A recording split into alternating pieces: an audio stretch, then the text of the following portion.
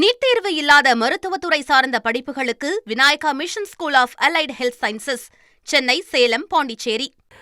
திரைப்பட இயக்குனர் திரு எம்ஜிஆர் நம்பி அவர்கள் விஜய் வைத்து படங்களை இயக்கியவர். வணக்கம் திரு எம்ஜிஆர் நம்பி. ஜனநாயகன் படத்திற்கு அழுத்தம் இருக்கிறது. இப்போ நீதிமன்ற உத்தரவு வந்தாலும் கூட சென்சார் போர்டு ஒரு அழுத்தம் கொடுக்குதோ?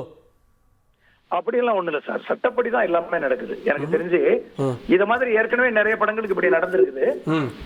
அதாவது இவங்க என்ன பண்ணிருக்கணும்னா, இவங்க பண்ண தப்பு, சென்சார் சர்டிபிகேட் யுஏ சான்றிதழ் கொடுக்கும்போது தலைவருடைய முடிவு இல்லாம குழு மட்டும் பரிந்துரை செஞ்சிருக்கு. அவர் தலைவர் ரிவைசிங் போக சொல்றாரு. அப்ப இவங்க ரிவைசிங் போயிருந்தா ஒரு 2 நாள்லயே வந்திருக்கும், பொங்கலுக்கு படம் ரிலீஸ் ஆயிருக்கும். இவங்க கோர்ட்டுக்கு போனதுதான் தப்பு. இல்ல, ரிவைசிங்க்கு 5ஆம் தேதி தான் சொல்லியிருக்காங்க, 9ஆம் தேதி படம் ரிலீஸ். ரிவைசிங்க்கு அவங்க அனுப்புனா 15 நாள் ஆகுன்றாங்களே.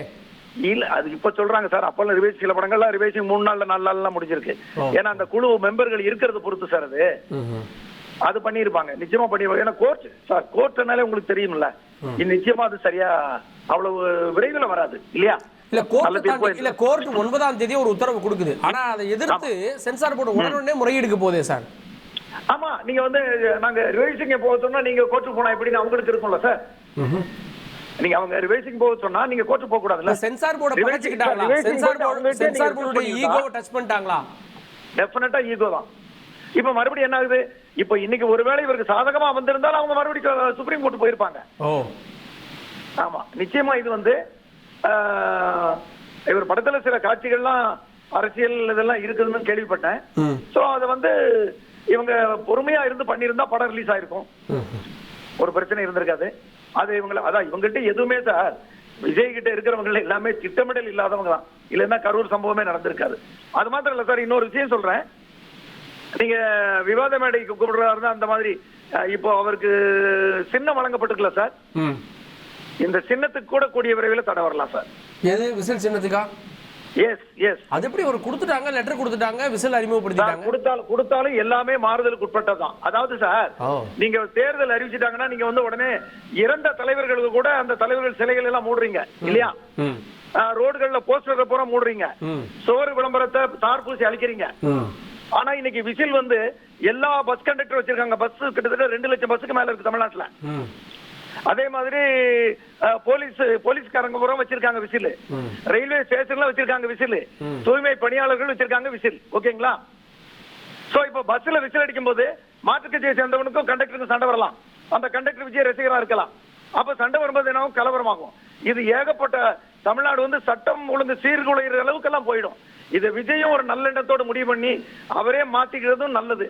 ஏன்னா மறுபடியும் இன்னொரு கரூர் வந்துடக்கூடாது இல்லைங்களா சார்? தேர்தல் நேரத்தில் தினமும் காலையில சூரியன் உதிக்கிறது இல்லையா சார்? உதய சூரியன் வர்றது இல்லையா சார்?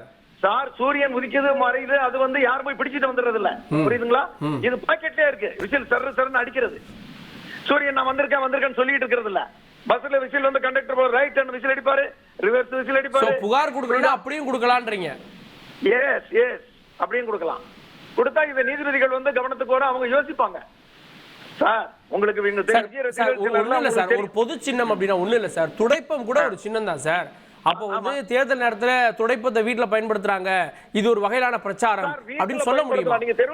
ஏதாவது ஒரு வகையில மனித இயல்போட தொடர்புடைய ஒரு சின்னத்தை எடுப்பதுன்றது அரசியல் இருக்கலாம். ஆனா இது அது வீட்டோட இருக்கிறது துடைப்பம். இது பப்ளிக் பஸ்ல, பப்ளிக் பிளேஸ்ல, பஸ் ஸ்டாண்ட்ல, பப்ளிக் பிளேஸ் இல்ல. ஏன்னா நீங்க தான் விஜய் ரசிகர்களை பார்த்திருப்பீங்க, ஒரு போலீஸ்காரரையே கையை பிடிச்சு பாதுகாப்பு இருந்தவரை கையை பிடிச்சு கடிச்சிட்டாரு இல்லையா?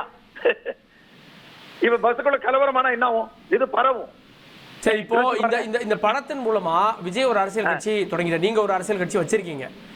இப்போ இதை பார்க்கக்கூடிய பொதுமக்கள், இதை பார்க்கக்கூடிய ரசிகர்கள், தாவேகாவினர் விஜய்க்கு ஒரு அழுத்தம் கொடுக்குறாங்க அப்படின்ற முடிவை ஏன் எடுக்க மாட்டாங்க? இல்ல சார், அது அவங்களுடைய ரசிகர்கள் மட்டும் தான் எடுக்கலாம், மற்றவங்களுக்கு இது அழுத்தம் கிடையாதுல்ல. இப்ப அப்படி பார்த்தா விஜய் எனக்கு ரொம்ப வேண்டியவர் தான். நான் நியாயத்தை பேசுறேன், புரியுதுங்களா? இதே தந்தி டிவியில அவருக்கு சப்போர்ட் எல்லாம் பேசிட்டு தானே இருந்தேன். நடக்கிற நடைமுறைகள் எது நல்லதோ மக்களுக்கு அதை செய்யணும். எனக்கு என்ன, பொதுமக்கள் சினிமா சார்ந்து கேட்கிறேன். ஒரு படத்துடைய ப்ரொடியூசர் 500 கோடி ரூபாய் இன்வெஸ்ட் பண்ணிருக்காரு. இந்த படம் ஆஃப்டர் எலெக்ஷன் போகுது அப்படின்னா அவருக்கு எவ்வளவு நஷ்டம் ஏற்படும்? இந்த படத்துடைய ஸ்பிரிட் இருக்குல்ல, இது குறிப்பிட்ட நேரத்துல வந்திருந்தா எவ்வளவு லாபம் இருக்கும்? இல்ல இது ஒரு 5 மாசம் கழிச்சு வருது, மே மாசம் வருதுன்னா எப்படி இருக்கும்?